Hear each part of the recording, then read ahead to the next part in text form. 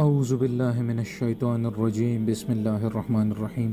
السلام علیکم خواتین و حضرات، آپ کے مسائل اور ان کا حل میں ایک اور اہم ویڈیو کے ساتھ حاضر ہوں۔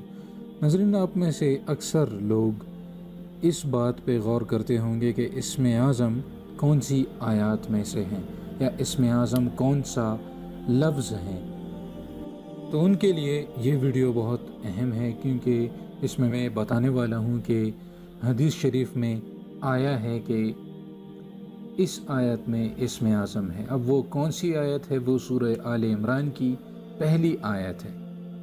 تو سورہ آل عمران کی پہلی آیت میں اسم اعظم موجود ہیں، اور یہ حدیث شریف میں یہ بات آئی ہے جس کو مولانا اشرف علی تھانوی رحمہ اللہ نے اپنی کتاب میں نقل کیا ہے۔ تو آپ اس کو ضرور پڑھا کریں اور آیت الکرسی کو بھی پڑھا کریں۔ تو یہ بہت اہمیت کا حامل ہے، کیونکہ اس میں بہت زیادہ ثواب آپ کو ملتا ہے اور آپ کی دعائیں قبول ہوتی ہیں۔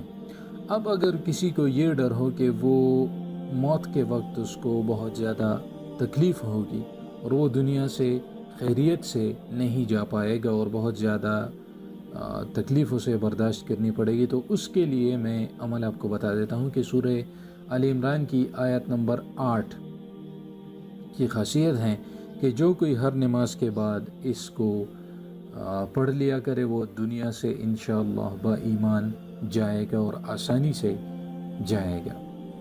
تو سورہ آل عمران کی آیت نمبر 8 آپ ہر نماز کے بعد پڑھا کریں تو آپ کے خاتمہ بالخیر ہوگا، خیر کے ساتھ آپ دنیا سے جائیں گے اور با ایمان جائیں گے۔ یعنی چونکہ آخرت کا ایک بہت کٹن اور بہت ہی بڑا امتحان ہمارے اوپر آنے والا ہے، تو اس کی تیاری کے لیے یہ بہت زیادہ مفید ہے۔ تو کیونکہ آج کل کے دور میں بہت زیادہ فتنے اور فساد ہیں، اور کسی کو پتہ نہیں ہوتا کہ وہ صبح مسلمان ہوتا ہے، مومن ہوتا ہے، اور شام کو کافر ہوتا ہے، اور یا شام کو مومن ہوتا ہے تو صبح کافر ہوتا ہے، اور کسی کو پتہ بھی نہیں چلتا۔